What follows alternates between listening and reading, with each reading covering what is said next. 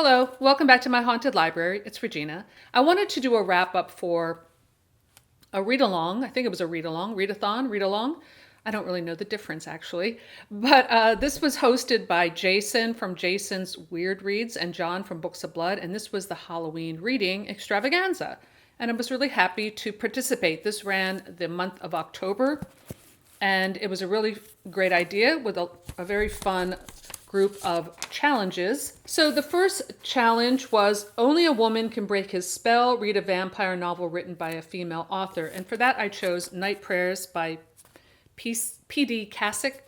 I don't know if I'm saying that name correctly. So this story takes place in a really seedy side of Hollywood along the Sunset Strip, and there are nightclubs and strip joints and prostitution on the streets.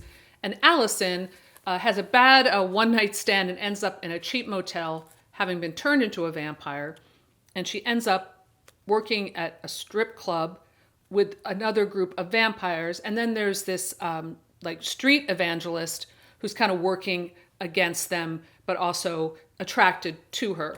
So that's the basic story, and it was a fun read. You know, I gave this one 3 stars. What was it, 3.5 stars perhaps?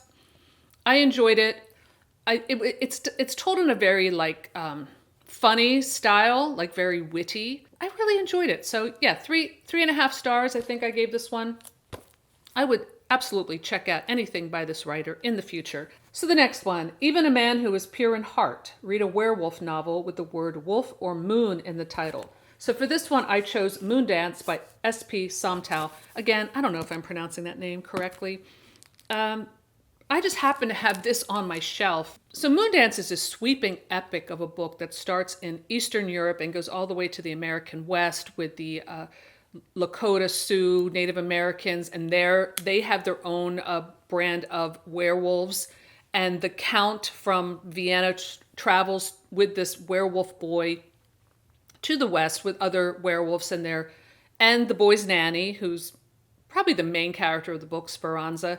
They come to the American West, and then we get into some, gunfights and houses of ill repute and all kinds of things, and a lot of werewolves and a lot of urination. I have to say, I've never read a book that had so many references to bodily functions of the nether regions. And it got to the point where I was laughing every time I would read certain words. It was kind of ridiculous, but I still kind of loved the book. And I wish there had been more about the Native American story in this, because I thought that was also really interesting. And there's a part that takes place in like the modern world, like in the 60s. That to me, there's like a corresponding female character in that story who is researching these werewolf myths, who's part of the werewolf line, we discover. That section wasn't as developed as the Old West part. So I really like the Old West. There's a really nasty villain called Claggart, who is this card-sharp snake oil salesman who kidnaps the wolf boy to put him in a sideshow because he's going to capitalize on the wolf boy. It's very involved, and it was pretty interesting. To me, it wasn't a 5-star read because I got a little impatient with it. It's pretty long, but I'm definitely glad I read it. So this reading challenge made me pull a book off my shelf that may have been sitting there for years, and I never got to it. I have to say also, this book is very sexually explicit.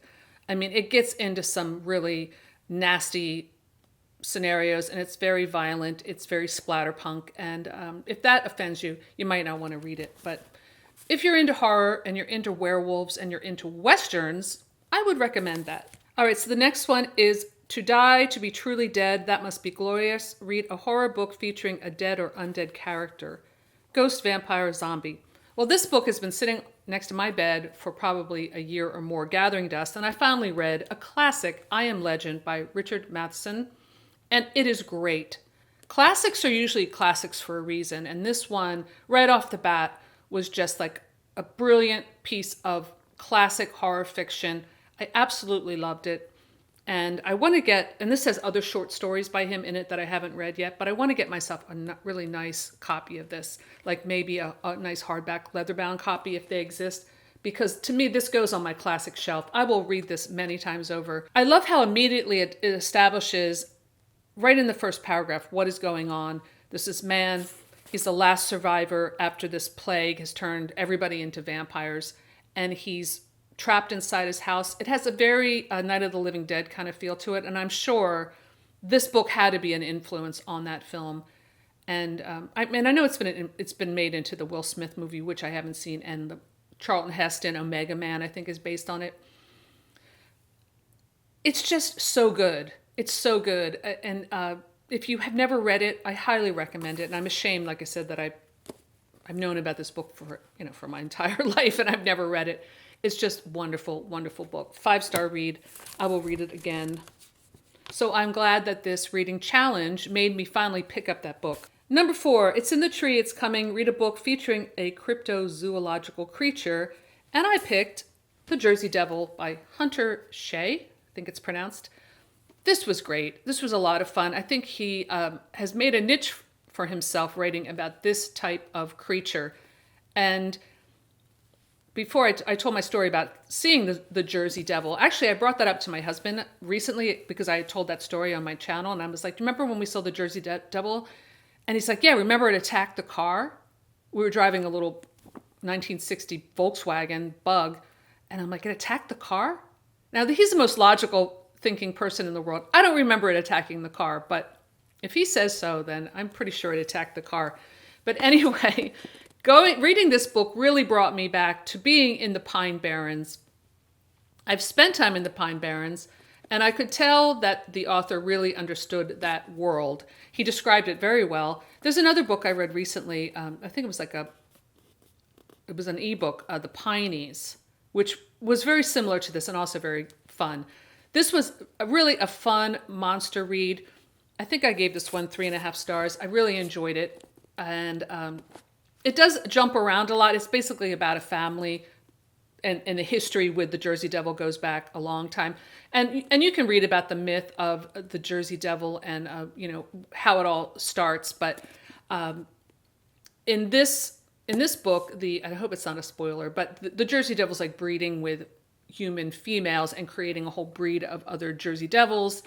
And there's one part of the book that I really loved, and that's when one of the characters, I forget his name now, meets one of these women who has been like the Jersey Devil's mate. And I almost wanted to just stay with those two characters. And she's filthy and she's just given birth, and her breasts are leaking and they're hanging down, and her skin is sagging, but there's something kind of sexy about her. Just have to say it. It might be me. I wanted those two. I was shipping those two hard, is what I'm saying. I don't know. This is why I love horror. I really enjoyed this one. I would definitely read another one of his books. Number 5, That Is Not Dead, Which Can Spell Eternal Lie, and With Strange Aeons Even Death May Die. Read a book of cosmic or Lovecraftian horror written by a person of color. This was a very specific part of the challenge. And I found a book that I'm really glad that I found just by doing a search of exactly that. And that is The Good House by Tananarive. Now, I have to say, I'm still reading this book. I would classify this more as an occult book than a cosmic horror. I don't know if there's much difference or if it'll turn out that way as I continue to read. So The Good House is a very involved story, like intergenerational family drama about, I wouldn't even say a haunted house, but like an evil. The main character, Angela, I really like. She returned to this home and horrible things have happened, including to her own family members and neighbors and people she's connected with. I'm only halfway through, so I feel like they've become possessed. Something's going on. So I haven't finished, so I don't really know what's happening yet, but I know that I'm enjoying it so far. I really like her writing, and it's a refreshing new voice in horror for me.